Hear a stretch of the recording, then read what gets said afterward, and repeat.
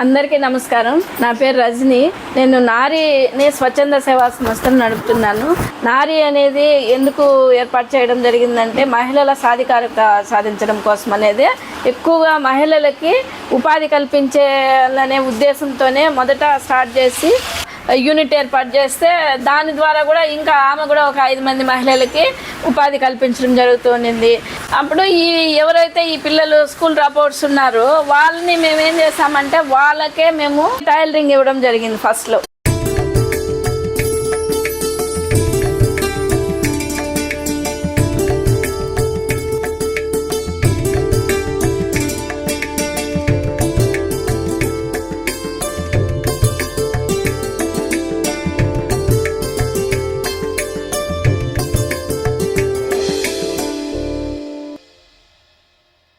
Hi అండి, అందరికీ నమస్తే. నేను మీ మాధవరావు, ప్రకృతి వ్యవసాయం.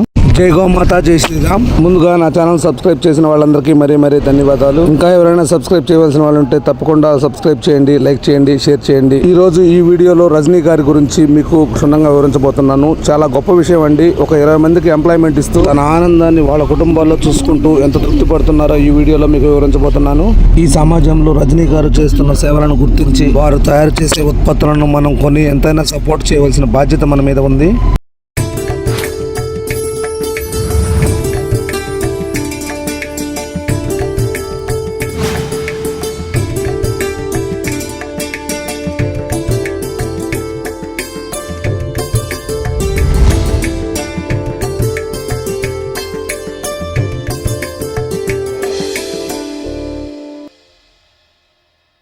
అందరికీ నమస్కారం. నా పేరు రజని. నేను నారీని స్వచ్ఛంద సేవా సంస్థను నడుపుతున్నాను. ఈ నారీ స్వచ్ఛంద సేవా సంస్థ అనేది మేము 2001లో రిజిస్ట్రేషన్ చేయడం జరిగింది.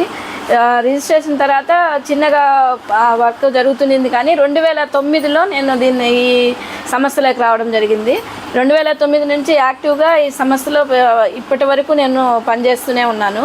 ముఖ్యంగా ఈ సంస్థ నారీ అనేది ఎందుకు ఏర్పాటు చేయడం జరిగిందంటే మహిళల సాధికారత సాధించడం కోసం అనేది మేము ముఖ్యంగా నారీ అనే స్వచ్ఛంద సేవా సంస్థను ఏర్పాటు చేయడం జరిగింది.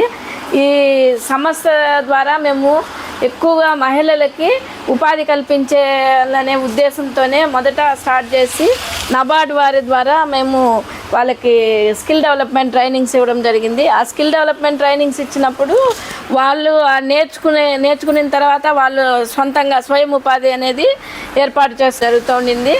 అందులో భాగంగానే మేము చాలామందితో కొలాబరేట్ అయ్యి, అంటే మెప్మా ద్వారా, డిఆర్డిఏ ద్వారా, తర్వాత నబార్డు, తర్వాత జూట్ కార్పొరేషన్ వాళ్ళ ద్వారా, వీళ్ళందరి ద్వారా కూడా మేము రకరకాల దీనిలో స్కిల్స్ డెవలప్ చేయడం జరిగింది. అంటే హ్యాండ్ ఎంబ్రాయిడరీ అని, మగ్గం వర్క్ అని, జూట్ బ్యాగ్స్ అని, టైలరింగు, వీటిలో అన్నిట్లలో కూడా మేము ఫ్యాబ్రిక్ పెయింటింగ్ అంట, ఈ క్లాత్ బ్యాగ్స్ కుట్టించడం కానీ వీటిలో అన్నిట్లో వాళ్ళకి స్కిల్ అనేది ఇవ్వడం జరిగింది. కొంతమంది ఏమంటే వాళ్ళ స్వయం ఉపాధి ఏర్పాటు కూడా చేసుకొని ఉన్నారు కొంతమంది మహిళలు. ఇప్పుడు ఒక మహిళ ఒక యూనిట్ ఏర్పాటు చేస్తే దాని ద్వారా కూడా ఇంకా ఆమె కూడా ఒక 5 మంది మహిళలకి ఉపాధి కల్పించడం జరుగుతుంది. అదేవిధంగా మేము సంస్థ ద్వారా కూడా ఒక నారీ ఎంటర్ప్రైజెస్ అనేసి ఒక యూనిట్ని ఎస్టాబ్లిష్ చేయడం జరిగిందనమాట. ఇందులో కూడా మాకు మహిళలకి మేము ఎవరికైతే ట్రైనింగ్ ఇచ్చామో వాళ్ళకి ఉపాధి అనిపిస్తున్నాము. అదే కాకుండా ఇంకా పిల్లలతో కూడా మేము పనిచేయడం జరిగింది. అంటే పిల్లలతో ఎక్కువగా చైల్డ్ మ్యారేజెస్ మీద పనిచేస్తాము.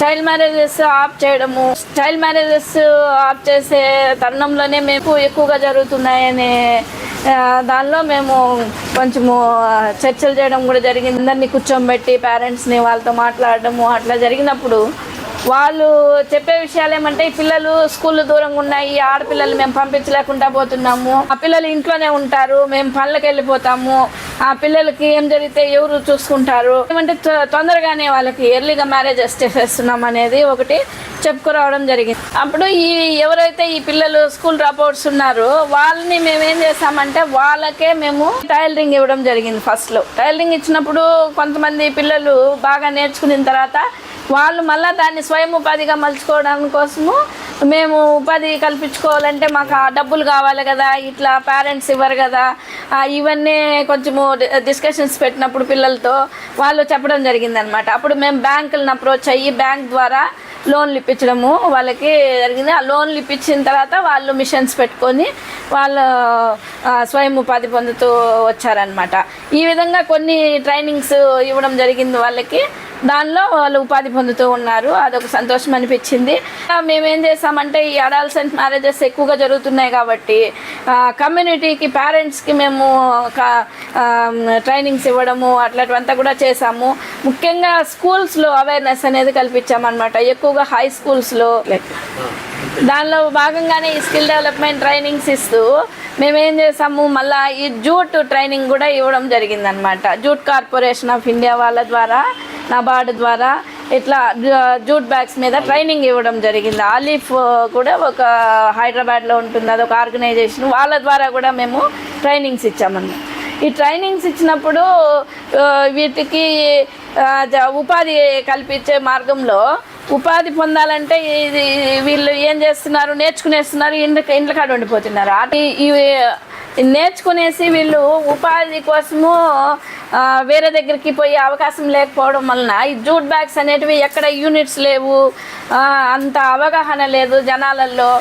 అట్లాంటప్పుడు మేమేం చేసామంటే మనకు లాభాపేక్ష లేకపోయినా పర్లేదు, లాభం అవసరం లేదు, మనకు లాభం లేకపోయినా 10 మందికి ఇప్పుడు మనం ఎవరికైతే ట్రైనింగ్ ఇచ్చామో వాళ్ళకి ఒక ఉపాధి కావాలా.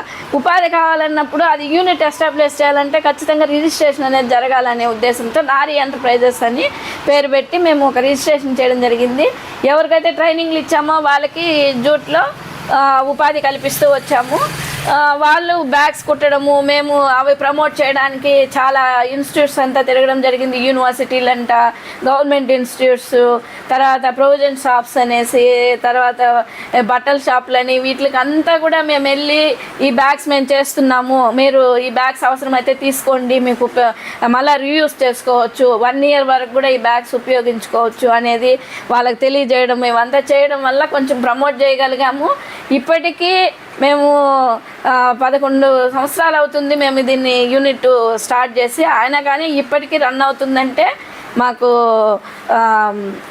ప్రజల తోడ్పాటు కూడా ఉంది. ఇంకా ఎక్కువగా మేము ప్రమోట్ చేయాలనుకుంటున్నాం కాబట్టి దానిలో ఎక్కువ ప్రమోట్ చేయాలనుకున్నప్పుడు జనాలు కూడా ఎక్కువగా ఉపయోగించుకుంటే ఈ బ్యాగ్స్ కానీ అందరూ ఉపయోగించుకుంటే కానీ ఇంకా చాలామందికి మేము మహిళలకి ఉపాధి అనేది ఇవ్వగలుగుతాము.